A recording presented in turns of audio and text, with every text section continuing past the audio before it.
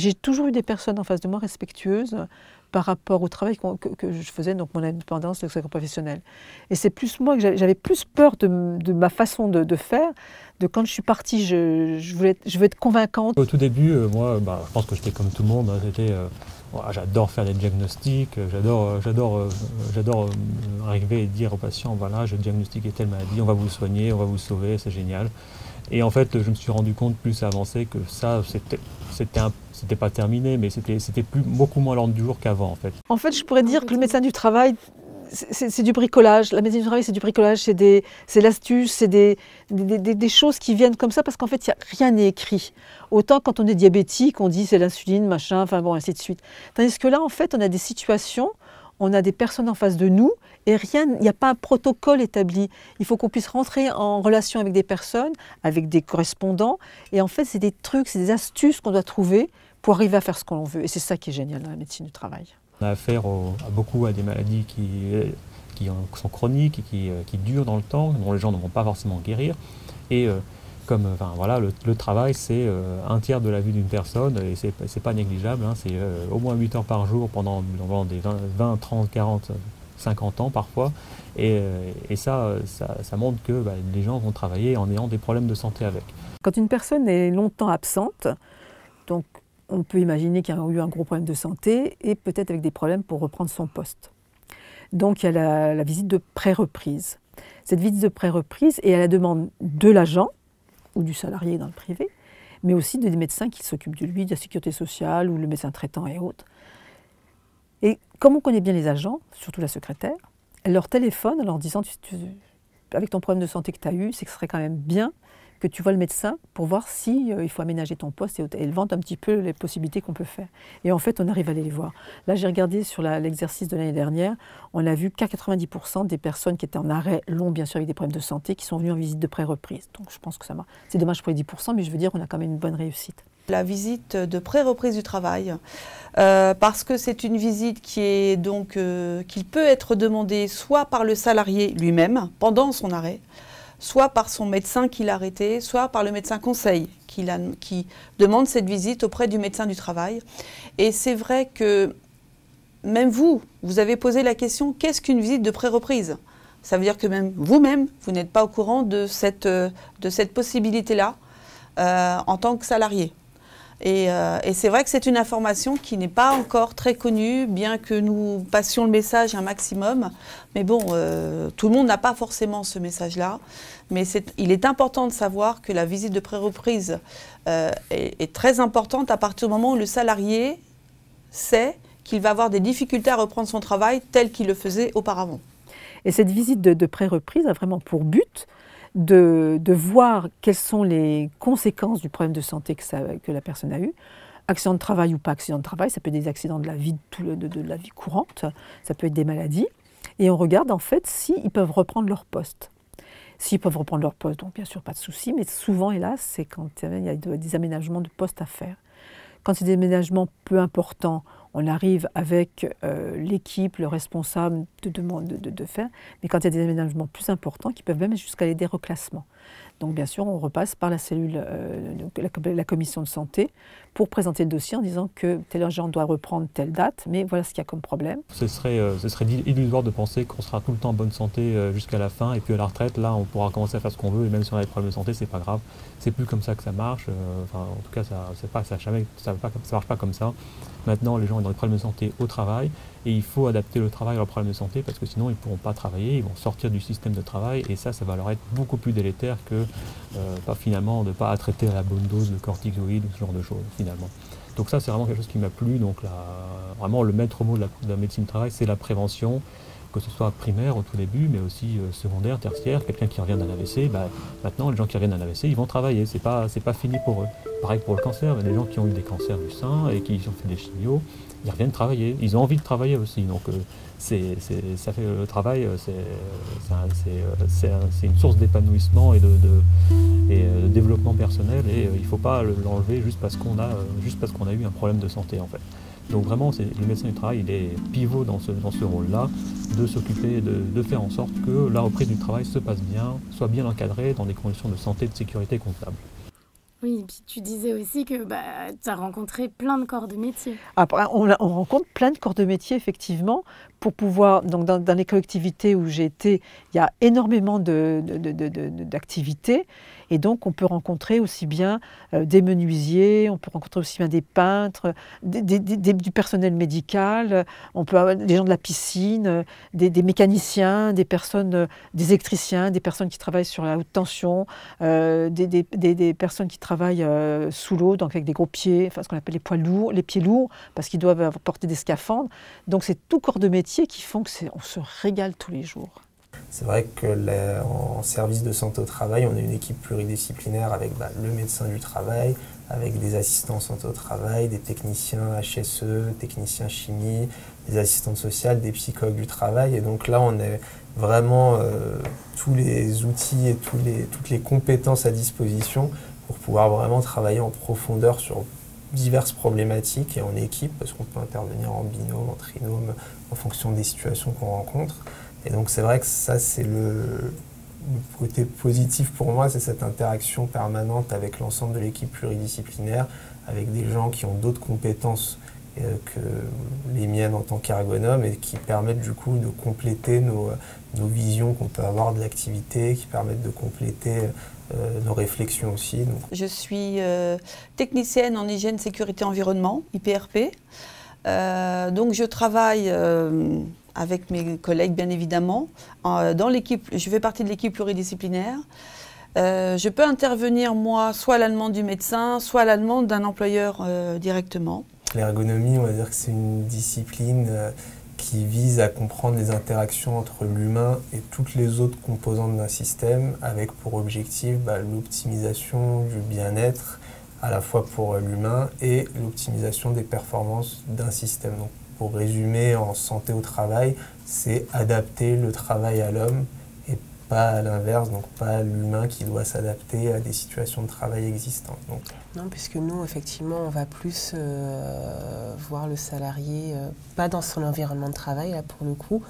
Quand on parle de retour à l'emploi, c'est généralement un salarié qui est en arrêt, donc on ne va pas le voir dans sa situation de travail, mais on va l'accompagner justement à réfléchir sur comment envisager la reprise. Donc lui demander s'il se sentirait prêt à reprendre à son poste. Si oui, l'accompagner pour que le retour à l'emploi se fasse dans les meilleures conditions possibles, mais notamment avec le médecin du travail et des partenaires extérieurs qui pourront aménager son poste pour qu'il reprenne dans des conditions optimales. Donc le lien avec le Cap Emploi pour les salariés qui sont reconnus travailleurs handicapés. L'ergonomie, c'est vrai que c'est une discipline assez vaste parce qu'on a aussi de l'ergonomie des interactions homme-machine, dans la conception des machines, on a l'ergonomie avec la conception des espaces de travail, tout ce qui est plutôt en lien aussi avec l'architecture. Et c'est vrai que dans la santé au travail, on va reprendre peut-être un peu de tout ça, mais avec le cadre de l'activité de travail qui va déterminer un peu et définir comment on va organiser les différents sujets liés à l'ergonomie. On peut avoir plusieurs situations. On peut avoir la situation du salarié qui est en difficulté, mais qui continue de travailler, qui est en poste, mais dont le médecin évalue que si rien n'est aménagé, rien n'est changé, à terme, il ne pourra plus poursuivre son activité. Donc là, on intervient dans une situation où le salarié, on va faire une analyse de son activité, une observation de poste, un échange en entretien avec le salarié et la hiérarchie, mais le salarié est en poste. Donc on observe ce qu'il fait, on prend toutes les informations sur ce salarié-là et sur l'activité aussi globale, mais le salarié concerné est présent. Et il y a des situations où par contre les salariés sont en arrêt, parfois depuis une longue durée, avec des fois une perspective de reprise dans quelques temps, des fois pas encore de perspective de reprise, où le médecin nous demande quand même d'aller faire une étude du poste de travail concerné, où là, dans ce cas-là, on va devoir s'organiser autrement et souvent par le biais de l'observation de l'activité, mais de collègues qui ne sont pas forcément à l'origine de la demande initiale. Qui dit inaptitude, donc l'inaptitude c'est quand un salarié ne peut plus effectuer son travail au sein d'un poste de travail, au sein d'une entreprise. Mais c'est pas parce que il est inapte à son poste, si on parle de RPS par exemple, effectivement la personne elle est inapte à son poste de travail au sein d'une même entreprise. Au sein d'une autre entreprise, elle pourra faire son travail sans problème. Mais après, si c'est tout ce qui est TMS et autres, là, ça sera un petit peu plus compliqué. Et on peut justement accompagner le salarié à faire une formation qui pourra lui permettre par la suite de retrouver un emploi différent au sein d'une autre entreprise suite à l'inaptitude. Mais l'inaptitude ne sera pas la fin de sa carrière professionnelle. À un instant T, dans une entreprise X, le salarié est inapte parce que l'entreprise n'a peut-être pas aussi, ou n'est pas en capacité de mettre en place des solutions pour permettre au salarié d'être maintenu dans son emploi. Et donc peut-être que dans une autre entreprise avec des activités peut-être aussi similaires, il y aura plus de possibilités d'aménagement. Voilà, ça peut être lié à différentes raisons, hein, les locaux, les moyens, la façon de travailler. Donc du coup, ça peut, comme disait Rebecca, il pourra peut-être retrouver une activité qui se rapprochera de celle qu'il avait eue, mais où les possibilités d'aménagement du poste de travail par rapport à sa problématique seront plus importantes.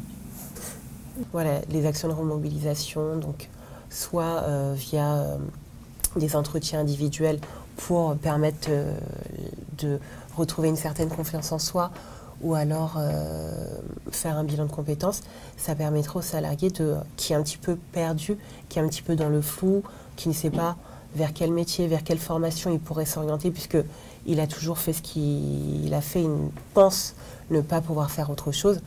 Ces actions lui permettront effectivement de refaire le point et de voir vers quoi aller. Tout est possible. Après, on n'est pas non plus...